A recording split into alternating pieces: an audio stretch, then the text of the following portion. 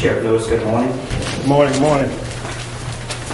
Good morning, Mr. President, Board. We're here this morning a couple weeks ago, you heard a lot of talk about the CIT team, which stands for Crisis Intervention Team. This organization that started back in 1998 through the Memphis Police Department, who developed a partnership with the mental health institutions to try to deter activity from putting people in incarceration that shouldn't be there, such as our mental population. Today, we have completed one part of our training where we had 8 deputies and officers to complete that training to get our partnership up and running. So we're here today to be recognized. I think you were at the graduation ceremony. We want to introduce them to the rest of the board and to let you know who they are and what we're doing. After their training, they hit the ground running. It was able to intercept the individuals from being incarcerated into the correctional facility and getting the treatment that they deserve. And they're here this morning, Mr. President. If so, I'd like to introduce them to you. Okay, go ahead, please. Okay. I want to introduce the 8 from the Sheriff Department Division, as well as 2 from UMC. We're going to start with Deputy Keith Roberts. Will you come forward, please, sir? Deputy Cox, Deputy Quentin Powell, Deputy Fred Williams, Deputy Samantha Thompson. Just come around. Yeah, Sheriff. Eric Summerall, Deputy Janie Miles, and Deputy Ian McMillan.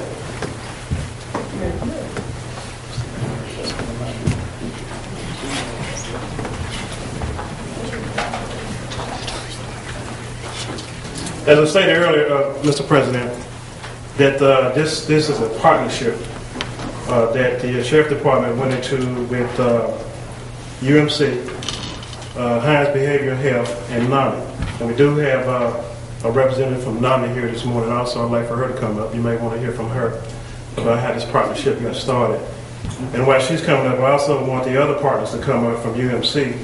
That's Officer Charles Douglas and Officer Darrell Norwood.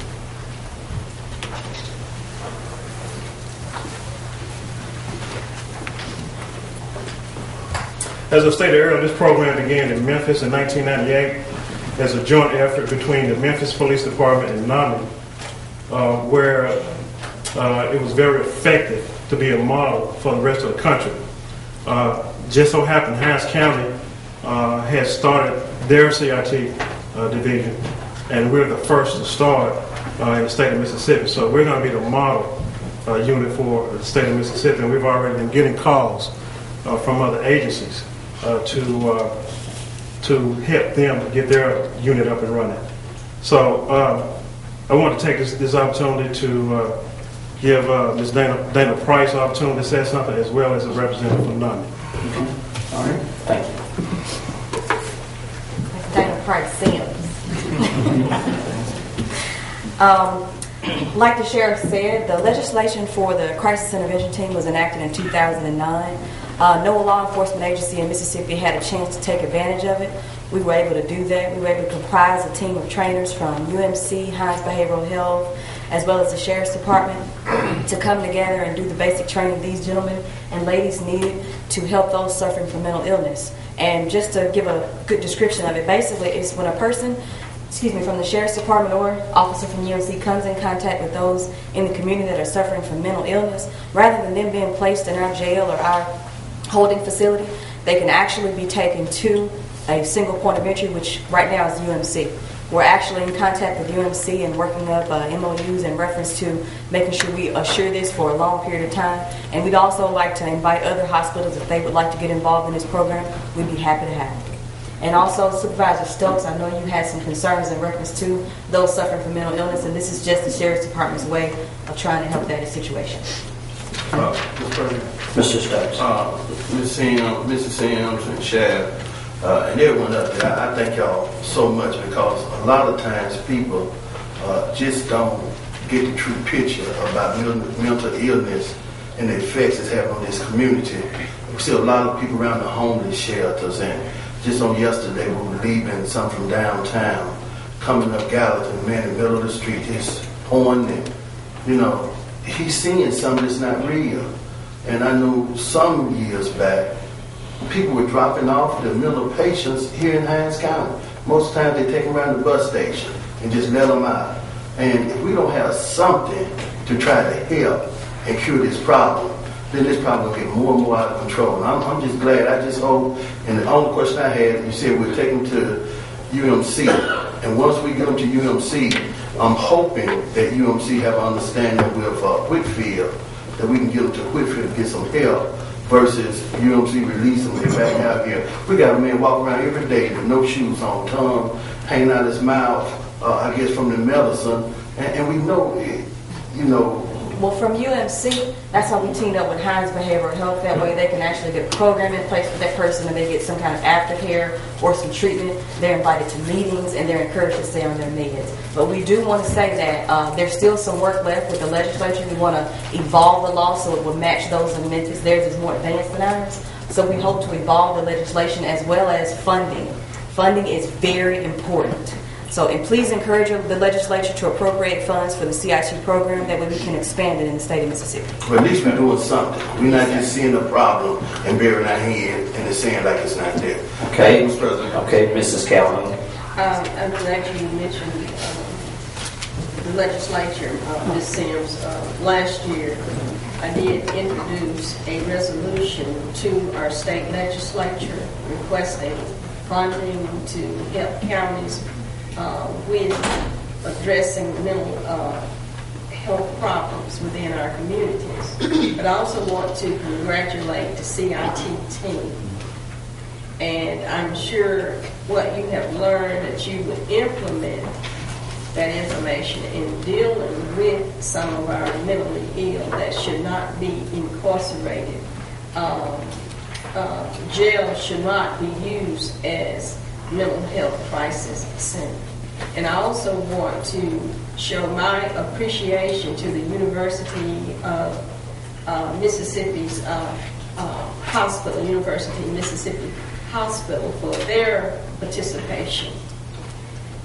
Being on this board for quite some time, we have talked with various hospitals about working with Hinds County to deal with our mental health issues that we have in the community, and some of the hospitals are not willing to work with Hinds County in regards to treating the mentally ill that come off the streets, those individuals that come off the streets. Okay, thank you. Well, Supervisor, I'm sorry. I also want to give recognition to a member of the legislature that helped this statute be enacted in 2009, and that's Representative Clark. I wanted to make sure she got her recognition for that, because without her, we would not even be able to start this team. Okay, all right, thank you very much. And we'll have one more person that would like to say something. And Good morning. Okay, state your Board name. Supervisor, my name is Tanya Tate. I'm the State Executive Director for NAMI, Mississippi. Yes, CIT did form back in 1989, back in Memphis, Tennessee, where Sam Cochran, who is a NAMI member, helped spearhead the start of that program. This program has been in existence for a while. We were proud that the Hinds County area Sheriff Department all came on board with UMC, Hinds Behavioral Health, Department of Mental Health, and other collaborative organizations to form the CIT Task Force team. And yes, it is the first in the state of Mississippi. We're in the process of forming another CIT class, which will start probably early October. So we're seeking officers for that class at this time. And also we have received interest from the Hattiesburg area, Gulfport area, and Tupelo area. Thank you. Okay, thank you very much, Sheriff. And I don't want to leave out a chance for her. She's on the battlefield as well. Ms. Jean Carr helping to make sure that this comes to reality. As she stated earlier, this team will grow. The training takes place every 3 months. It's our intention to make sure that we can get all of our deputies trained, as well as our detention officers that are in our correctional facilities receive this training as well. Okay, let's give them a hand.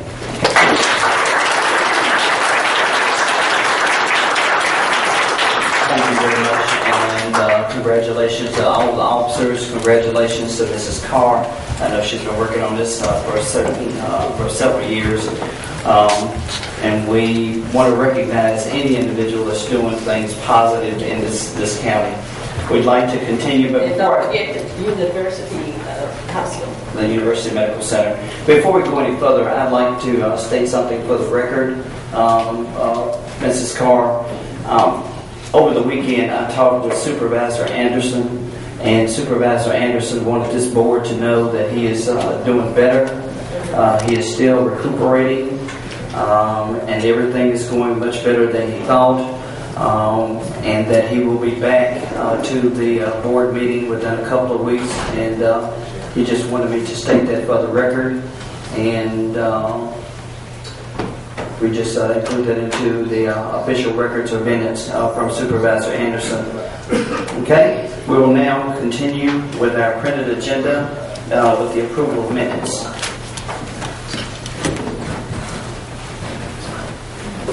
Good morning again, Mr. President, members of the board. We have 2 items on the minutes for today. We'd ask your approval of the minutes for July 16th and July 30th at this time. What's the pleasure of the board? Move for approval. It's been moved. Is there a second? Second. It's been moved and properly second. All those in favor of? Aye. Opposed to? Not voting, Mr. President. One not voting. Motion passes. Okay. And our second item this morning is a minute correction of June 8, 2008. We inadvertently put the wrong amount in there. The item itself is correct. You should have received this on last week.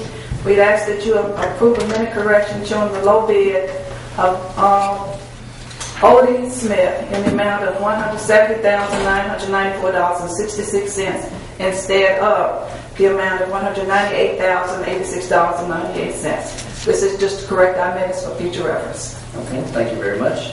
We'd Continue. ask your approval of that. So moved. Second. It's been moved and properly second. All those in favor of? Aye. Opposed to? Motion passes. Thank you very much. Thank you very much. We'll now go to the approval of claims.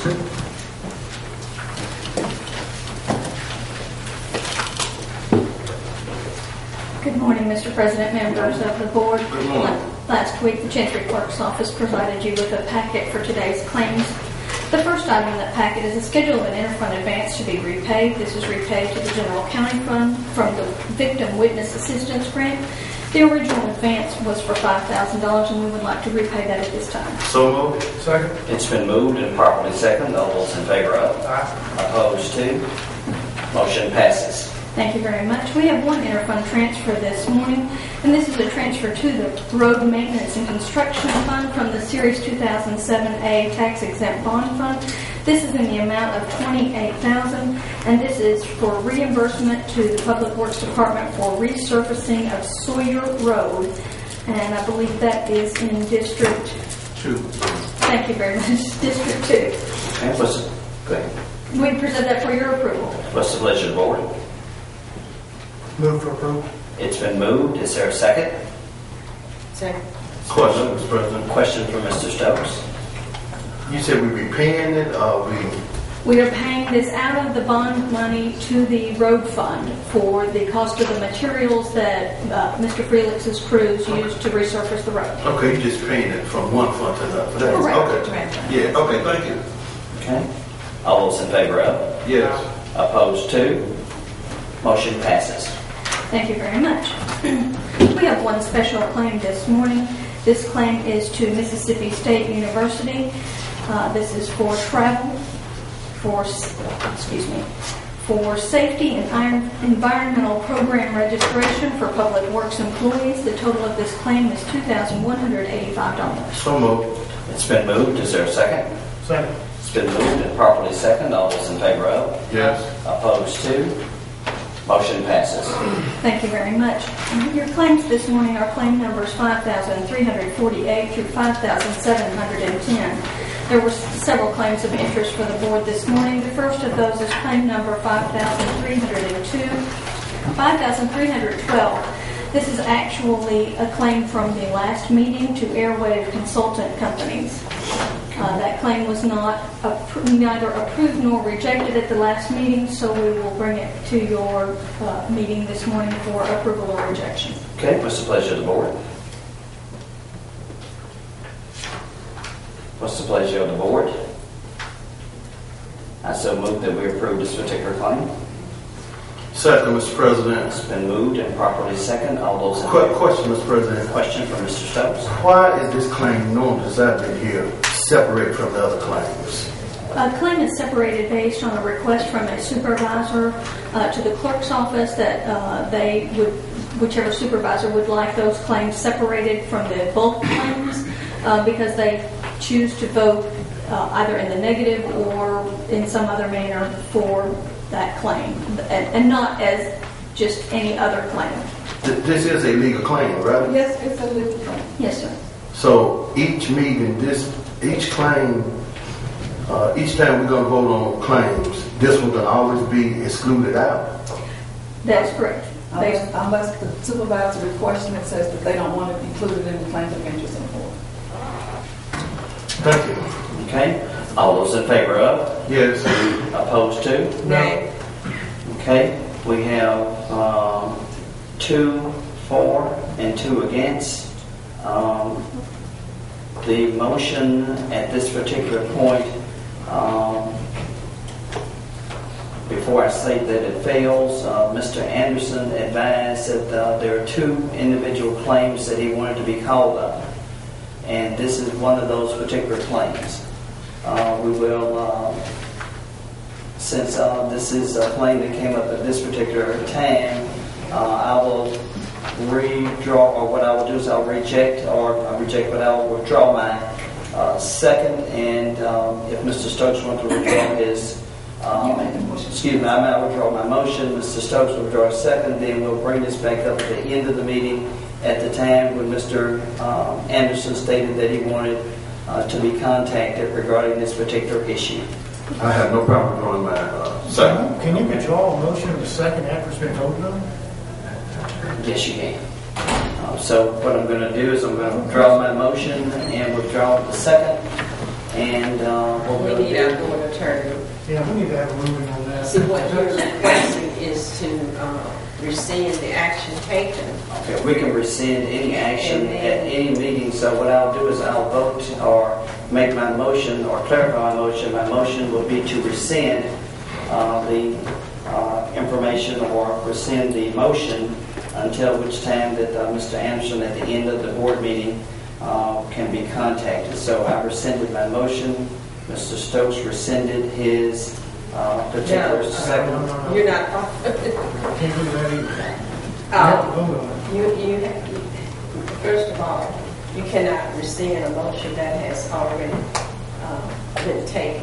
You can ask for reconsideration in rescinding that motion, and the members that the votes that you need to rescind a previous motion that was already made and carried would involve those parties who either did not have the opportunity to vote on the motion or those in the opposing view. Okay, what I'll do is I'll wait for Ms. Martin to come back, but whether we rescind or reconsider, I know you can only rescind at the council or subsequent meeting, but you can reconsider at this particular meeting, so we'll have a ruling for her to advise us whether or not we can reconsider at this motion with 2 individuals voting in the positive, but regardless whether we rescind or we reconsider, we will bring it back up at the end of the meeting for Mr. Anderson to vote on this particular issue as he requested that we call him to do on this particular issue. Mr. President, Mr. Stokes? I had on the agenda several weeks ago, maybe a month or so ago, this same issue about a tied vote. I remember that. Because a tied vote does not fail and it does not pass. It's a tie. Now, they're trying to take the position that a tied vote fails, which means it's a motion for reconsideration. But if it's a tie vote, it has not failed, it has not passed, you can bring it back up at any time. Now that's tie vote, and that's the rules on tie vote. We can go get Robert rules or anything else. Okay. Well, what I really want... Mr. Grant, are you then just deleting your motion and the second to withdraw and just let the motion stand to the end of the meeting? Right, I'm laying I just want to make sure we clarify. Right, I'm laying it on the table. Okay. Until which particular time on that particular issue, but you proceed with the rest of your claims. Right. And just one comment. Just remember that this claim must either be approved or rejected by the board prior to September 30th. You must do one or the other. Yes. Okay? Okay. So we will continue to bring it forth until you either approve or reject it. Okay? All right, hold it. Let me just get a comment from Ms. Callen, and then we'll go on further. Mr. President, the reason I'm voting no, I have repeatedly requested information from Airways in regards to a daily log of their repair or maintenance activities that they are performing for Hinds County. As a matter of fact, I have repeatedly, for over a year and a half, request the same information. And each time I make the request, both Mr. Stowers and Mr. Hartgrove say that they will get that information to me. As a matter of fact, one time they provided me with some information, but that information had nothing to do with my request. They provided me a binder regarding fire trucks, the serial numbers on fire trucks. And then they provided me a binder with some alerts, alarms that went off. And usually the type of information, the information that they provided me, that's just routine. When an alarm goes off, then the problem generally straightens itself out. I think that if I request information, that I should have the professional courtesy of receiving that information and the respect of receiving that information. As a matter of fact, it was alleged early on that our radio system and the maintenance of that system is deplorable and in disrepair. Well, it is the responsibility of Airways, and it was not the matter of fact, the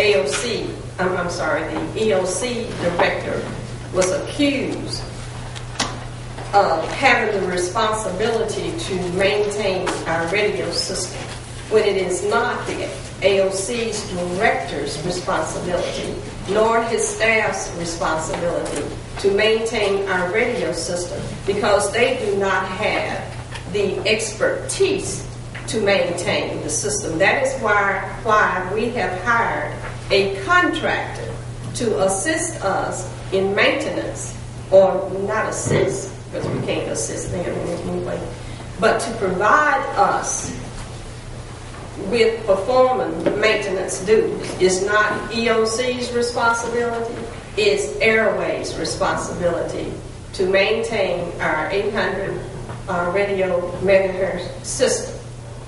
Also, Airways is not certified, if I'm correct, and my understanding that Mr. Stowers and Mr. Hargrove have said, unless I misunderstood what you have said to me, you all are not certified to work on Motorola's equipment.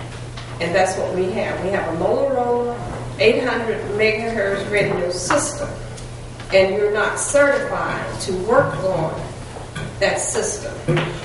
I don't know, and with that being said, I do not know if anything should happen to that system, whether or not we will be covered, whether or not Hinds County will be covered, simply because we don't have certified vendors working on the system. Ms. Callen, let me go from this particular angle.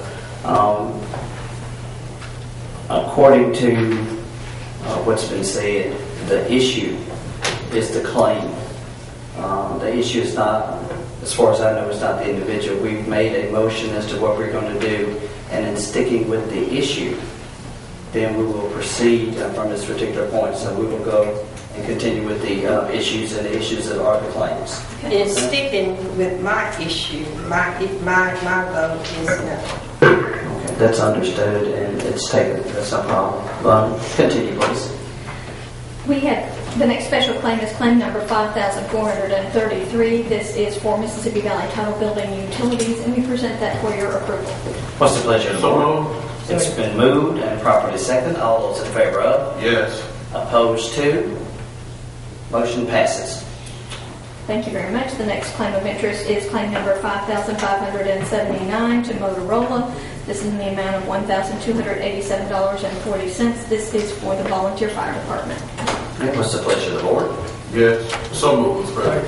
It's been moved and properly second. All those in favor of? Opposed to? Motion passes. The next claim of interest is claim number 5,611 to the Greater Jackson Chamber Partnership. This is in the amount of $300, and this is dues for Mr. Eddie Fair. So moved. It's been moved. Is there a second? Second. It's been moved and properly second. All those in favor of? Yes. Opposed to? Motion passes. The next special claim of interest is claim number 5,710, specifically check number 318330, and this is travel for County Administrator Carmen Davis in the amount of $304.75 for the NACO conference. Okay, what's the pleasure of the board?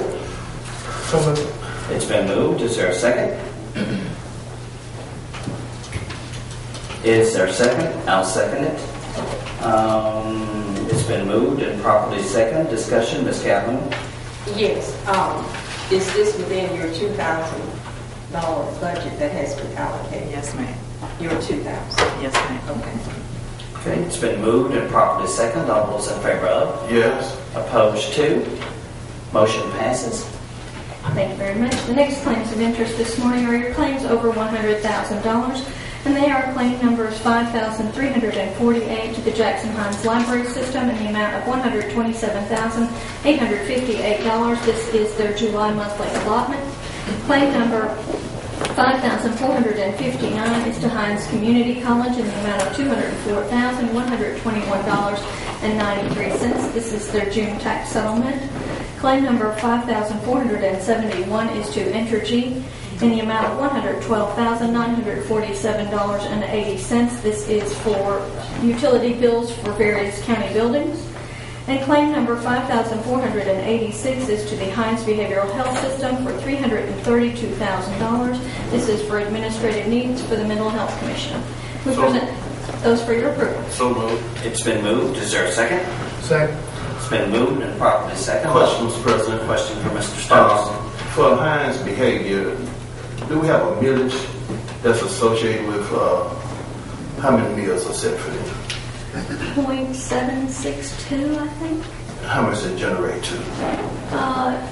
0.762 should generate about $1 million, or give or take. Is that correct, Ms. Woods? I'm asking, is that